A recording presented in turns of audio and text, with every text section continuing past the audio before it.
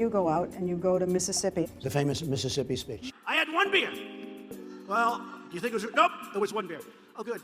How did you get home? I don't remember. How'd you get there? I don't remember. Where is the place? I don't remember. How many years ago was it? I don't know. And you mimicked Professor Blasey Ford. You mimicked her. Had I not made that speech, we would not have won. I was just saying she didn't seem to know anything. No, and you're trying to destroy a life of a man who has been extraordinary. Why did you have to make fun of her? I didn't really make fun. Well, they were What I laughing. said is the person that we're talking about didn't know the year, the time, the place. Professor Blasey Ford got before the Senate and was asked, what's the worst moment? She said, when the two boys laughed at me, at my expense. And then I watched you mimic her, and thousands of people were laughing at her. They can do what they, I will tell you, the way now Justice Kavanaugh was treated has become a big factor in the midterms. Have you seen what's gone on with the polls? But did you have to? Well, I think she was treated with great respect. I know, I'll be but, honest. But do you think there you are those that treated think her she with- shouldn't have been. Do you think you treated her with great respect? I think so, yeah, I did. But you seem to be saying that she lied. Well, you know what? I'm not going to get into it because we won. It doesn't matter. Well- We won. You are the first president of the United States who never had a political post before, never served in the military. You come up here, you've been here for almost 2 years. What's the biggest surprise? And what have you learned since you've been president? Okay, so I always used to say the toughest people are Manhattan real estate guys and blah, blah. Now I say they're babies. Who's They're the babies, toughest? the political people. This is the most deceptive, vicious world. It is vicious, it's full of lies, deceit, and deception. You make a deal with somebody and it's like making a deal with that table. Give me an example. Well, I don't want to give you an example. I'm not looking at In the meantime, nobody's been able to do what I've been able to do. Remember that.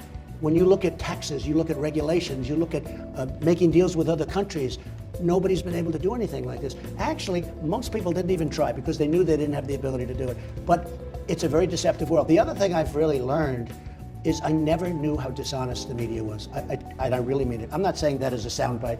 I never knew how dishonest. I'm going to change the subject again. Well, no, but even the way you ask me a question, like about separation. Yeah. When I say Obama did it, you don't want to talk about No, it. When I say I did it, let's make a big I'm deal going to out run of it. your answer, but you did it 4 times. I'm so just telling you that you treated me much differently on the subject. I disagree, but I don't want to have that fight with you. Hey, Or it's we'd okay. have another fight with you. Leslie, it's okay. In the Right. meantime, I'm president and you're not. Leslie, you've interviewed President Trump 3 times. As a candidate, Come on in. as president-elect, and now as president.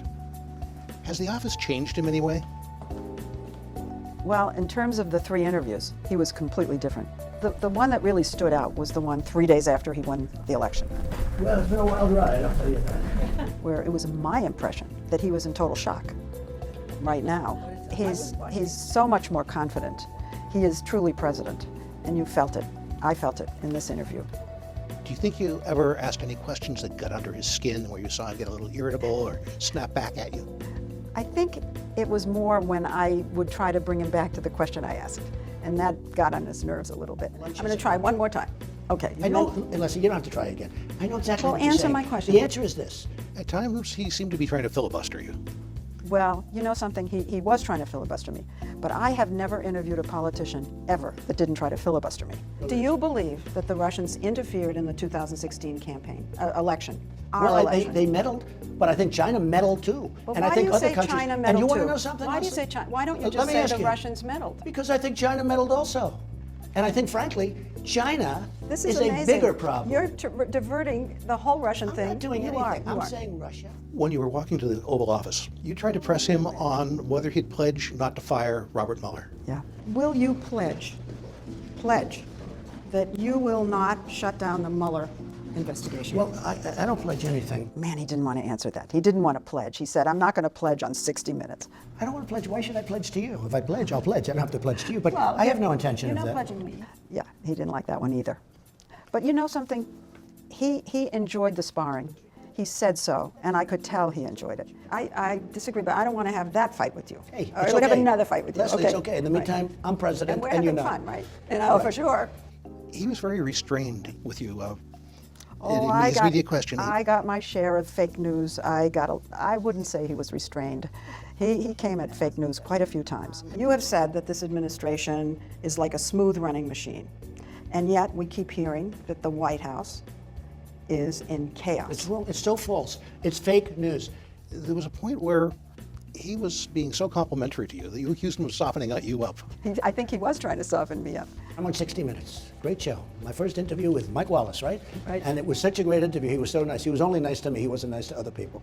Many years ago, and here I am again, 60 Minutes with Leslie Stahl, even bigger than Mike Wallace. You consider yourself bigger than Mike Trying to Wallace? soften me up Okay. here. But you know, when you interview anybody, you know it's a performance. You're on camera, the lights are on you. He's very aware of being a performer. Do you really think I'd call Russia to help me with an election? Give me a break. And so I think he's always conscious that this is going to be seen by everybody, but so am I. Oh, look at your desk. So's the interviewer. And so, yeah, you're trying to set up a good chemistry between you, both sides. Why do you think President Trump decided on an interview with you now at this particular time? I think he's trying to win the midterm election for the Republicans. And I think he believes, and I know his people believe, the more he's out there publicly, the stronger the chances are for the Republicans. And the better for him. And I think the White House has come to believe it's a mistake to try to restrain him, to keep him off television, to keep him away from these rallies. And he loves doing it. He really, he gets a lot of energy from crowds. And I think he gets a lot of energy wrestling the way he did with me. No, I'm having fun. I mean, I have fun. I like doing this. I don't know why.